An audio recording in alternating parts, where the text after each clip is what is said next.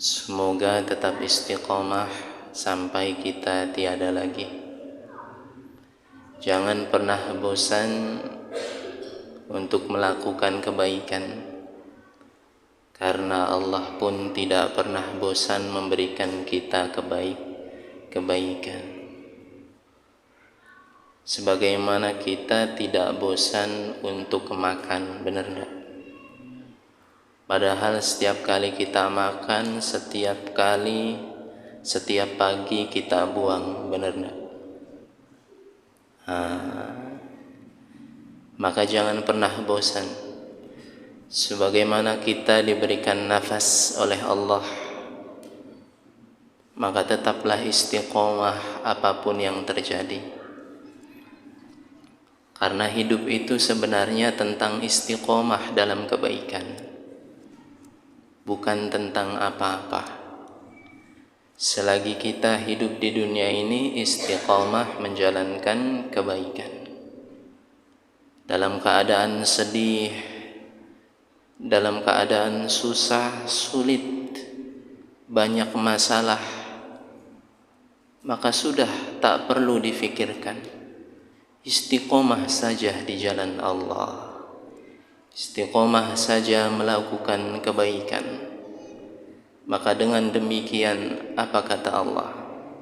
Wa asa an takrahu syai'an wa huwa khairul lakum, fa asa an tuhibbu syai'an fa huwa syarrul lakum. Bisa jadi sesuatu yang kau benci itu baik untuk dirimu, dan sebaliknya bisa jadi sesuatu yang kau sukai buruk untukmu. Maka tetap yakin, tetap percaya bahwa apapun yang Allah karuniakan kepada kita adalah kebaikan untuk kita. Itu poinnya. Jangan pernah menyesal, jangan pernah keluar dari mulut kita, kok begini, mau gimana? Ya sudah, yang penting istiqomah. Maka salah satu untuk menjalankan istiqomah, kita duduk di sini. Al-istiqamah khairun min alfi karamah. Istiqomah itu lebih baik daripada 1000 karamah. Allah. Nah, kita lanjutkan kajian kita. Masih diambil dari kitab Ibanatul Ahkam Syarah Bulughul Maram, kitab hadis yang membahas tentang hukum, fadilah, doa, dan lain sebagainya. Tidak usah khawatir, kitab yang kita pelajari ini kitab madhabul Imam Syafi'i, tidak keluar dari kaidah thariqah Ahlus Sunnah wal Jamaah. Karena itu keyakinan kita. Wa anhu qal, anhu ini maksudnya dari siapa? Dari Abu Hurairah radhiyallahu anhu.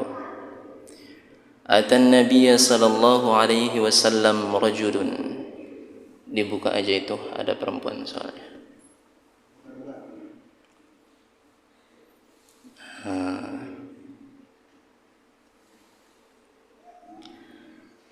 Atan Nabiy sallallahu alaihi wasallam rajulun. Atan Nabiyya ya, bukan Nabiyyu karena maf'ul. Atan Nabiyya sallallahu alaihi wasallam rajulun a'ma faqal ya Rasulullah. Suatu ketika Nabi didatangi oleh seorang laki-laki. Kemudian laki-laki tersebut berkata, ya Rasulullah, wahai utusan Allah, innahu laysa li qa'idun yaquduni ilal masjid. Aku ini enggak punya teman untuk nuntun aku jalan ke masjid. Bahasa gamblangnya, bahasa kita ora duwe batur nggo nuntun meng masjid. Kenapa laki-laki seperti ini berkata demikian? Karena laki-laki ini a'ma. Apa a'ma? buta. Mengadu kepada Nabi, ya Rasulullah, laisa liqa'idun yaquduni ilal masjid.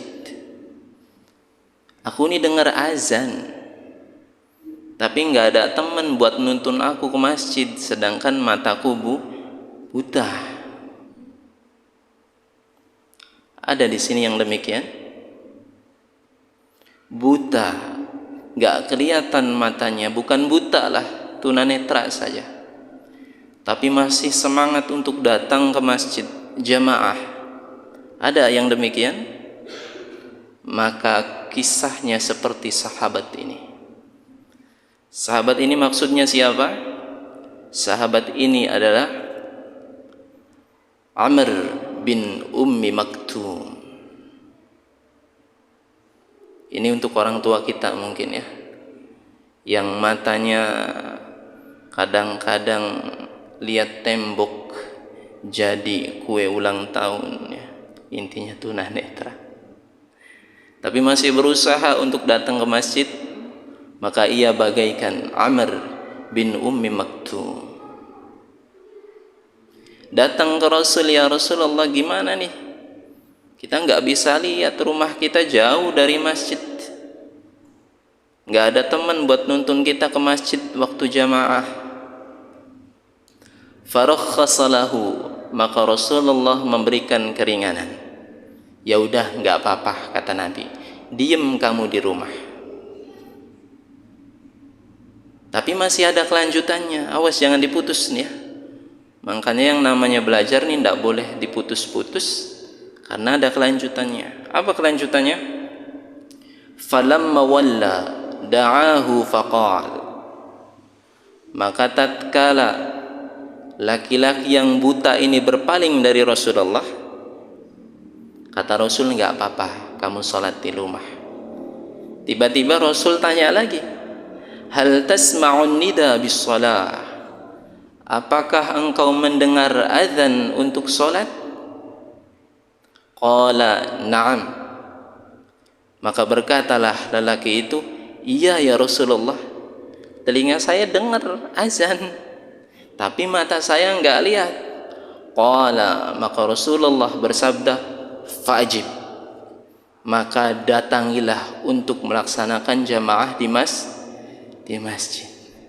Allah, ini betapa besarnya fadilah tentang sholat jamaah, sehingga orang yang buta saja tetapi masih diberikan kesempatan telinganya untuk mendengar azan, dia tetap diperintahkan oleh Rasulullah, fa'ajib, penuhi panggilan itu. Sedangkan coba kita lihat diri kita sekarang, buta enggak? Telinga dengar enggak? Kaki mampu enggak ngelangkah? Tapi kenapa kita tidak memenuhi panggilan Allah? Itu PR kita. Kita lebih sehat daripada Amr bin Ummi Maktum. Kita lebih kuat nih para pemuda ketimbang orang tua kita di luaran sana.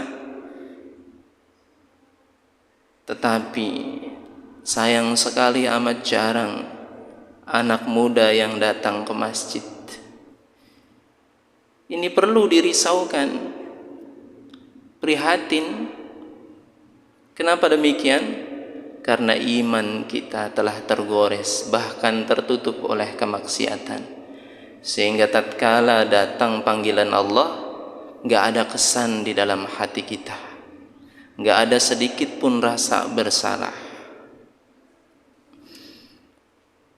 Al-ma'na al-ijmali, arti keseluruhan hadis ini, al-jama'atu sunnatun muakkadatun, salat jamaah itu hukumnya sunnah muakkad.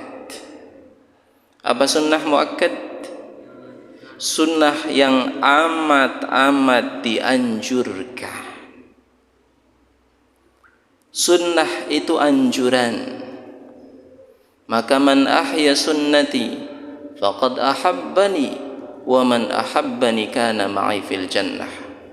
Salah satu golongan yang selamat yang dijanjikan oleh Allah dalam hadis qudsi, siapa di antaranya? Yang menghidupkan Al-Quran dan mengikuti sunnah dan mengikuti sunnah khulafaur rasyidin. Maka sunnah itu bukan perkara sepele. Jangan lantas itu hukumnya cuma sunnah, ditinggal juga tidak apa-apa. Jangan, karena nanti itu akan menentukan kita di padang mahsyar diakui oleh Rasulullah atau tidak. Ya.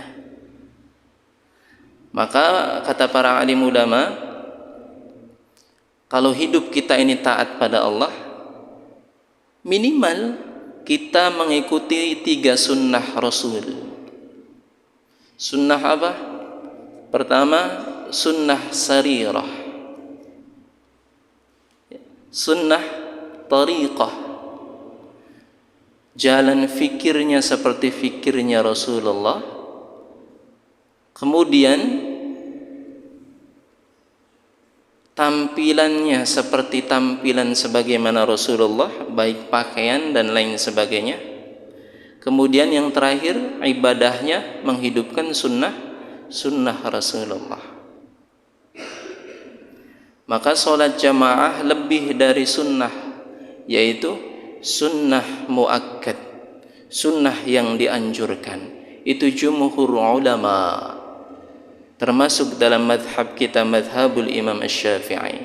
Bahkan ada yang mewajibkan, yakni madhabnya Imam Ahmad bin Hanbal. Allah.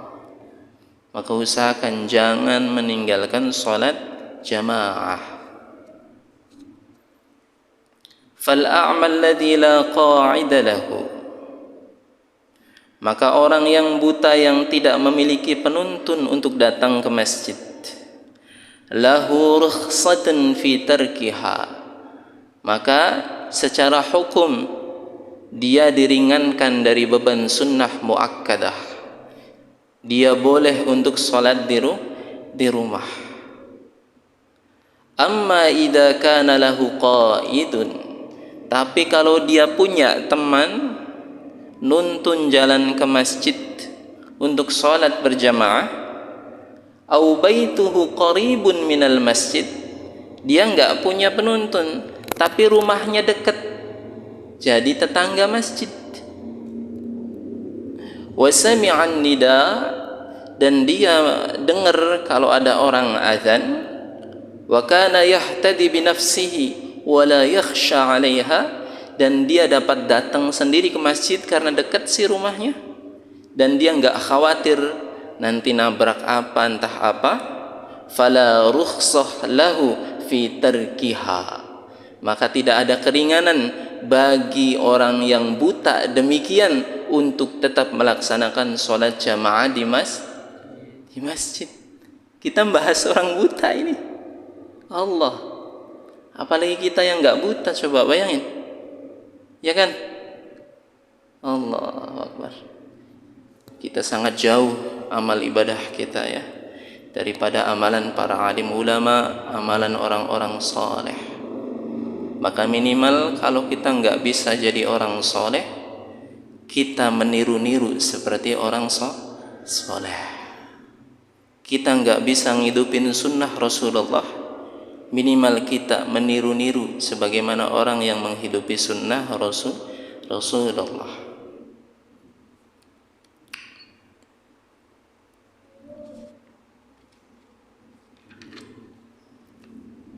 Fiqhul hadis, pemahaman hadis.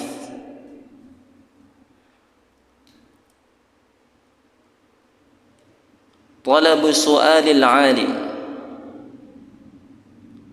amma yashtabihi 'alal mar'i amrun min umurid dunya. Hadis ini memberikan pengertian, yakni agar kita senantiasa bertanya kepada para alim ulama tentang perkara-perkara yang kita sulit untuk menemukan makhrajnya, untuk menemukan jalan keluarnya. Sebagaimana tadi Amr bin Ummi Maktum. Dulu, bukan dulu ya, baru saja kemarin kita membahas tentang fadilah jamaah, masih fadilah jamaah, bahwa salatul jamaah afdal min salatil fadhi bi 27 darajah. Salat jamaah itu lebih afdal, lebih utama daripada salat sendiri 27 derajat. Dalam riwayat yang lain masih diriwayatkan oleh Abu Hurairah bi 25 juz'an, yakni 25 bagian. Dan ada berbagai macam hikmah atau manfaat jika kita melaksanakan salat jamaah. Di antaranya kita akan mendapatkan hikamin balighatin, akan mendapatkan hikmah-hikmah yang begitu besar. Apa itu hikmah? Hikmah itu kalau secara bahasa artinya adalah, ada yang ingat? Ilmu. Tapi hikmah itu adalah buah daripada ilmu. Jadi setelah kita belajar, kemudian beramal, kemudian istiqomah, maka kita akan mendapatkan hikmah. Maka hikmah ini tidak diberikan kepada semua hambanya, tapi hamba-hamba pilihan. Dan hikmah ini tidak bisa dijelaskan secara lisan, karena nikmatnya mendapatkan hikmah sebagaimana nikmatnya seseorang mendapatkan manisnya iman. Seperti apa orang yang mendapatkan manisnya iman? Rumahnya kecil tapi tetap tersenyum. Bahkan tidak punya rumah, tetap bersyukur. Tapi kita kebalikannya, rumah ada, enak, ada AC-nya, kendaraan mewah, tapi susah untuk tersenyum. Karena diantaranya kita belum merasakan manisnya iman. Maka salah satu untuk mendapatkan manisnya iman yang dimaksudkan dalam hal ini yakni hikmah, maka jaga salat berjamaah. Maka salat berjamaah Rasulullah tidak membahas lagi itu perintah atau tidak, tapi bahasanya bahkan kepada orang yang tidak bisa melihat, kalau dia masih bisa mendengar panggilan azan, maka hendaknya memenuhi jamaah. Apa sih sebenarnya maksud dan tujuan kita membangun masjid? Apa coba? Supaya ada bangunan yang indah, yang megah, apa gitu doang? Supaya kita dapat duduk-duduk sesekali di tempat yang nyaman, gak kepanasan. Maka maksud dan tujuan kita membangun rumah Allah, membangun masjid, yakni supaya kita memakmurkan masjid. Maka salah satu cara untuk memakmurkan masjid adalah berjamaah. Apa berjamaah? Jamaah secara bahasa berasal dari kata jama'a. Jama'a yajma'u jam'an wa majma'an fahuwa jami'un wa dhaka majmu'un ijma' la tajma' majma'un. Bisa? Kabir berasal dari kata kabara. yakburu, kubran wa makbaran fahuwa kabirun wa dzaka makburan. Awas jangan diganti qaf ya.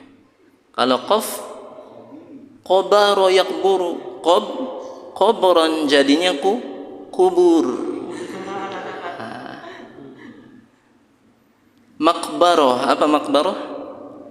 Tempat orang dikubur tapi pakai qaf, makbaroh. Tapi kalau pakai ka, tempat kebesaran, isim makan. Maka kembali lagi jama'a berasal dari kata jama'a yajma'u, ijma' ya akhi, kumpulkan. Maka jama'ah isim masdar dari kata jama'a, yakni terkumpul, terhimpun ya. Bedanya jamaah dengan wahdah. Apa wahdah? Berasal dari kata wahid. Wahid satu, wahdah esa. Kalau jamaah itu berkumpul tapi memperhatikan satu sama lain, memberikan perhatian, memberikan keterikatan, itu jamaah. Maka kita belum bisa dikatakan jamaah kalau seandainya ada teman kita yang sakit, yang ikut jamaah, kita nggak tahu teman kita sakit. Kalau seandainya ada teman kita yang banyak problem, padahal jamaah satu shaf dengan kita, tapi kita nggak tahu dia punya problem. Misalnya hari ini problemnya dagang bakso bakarnya masih banyak, misal.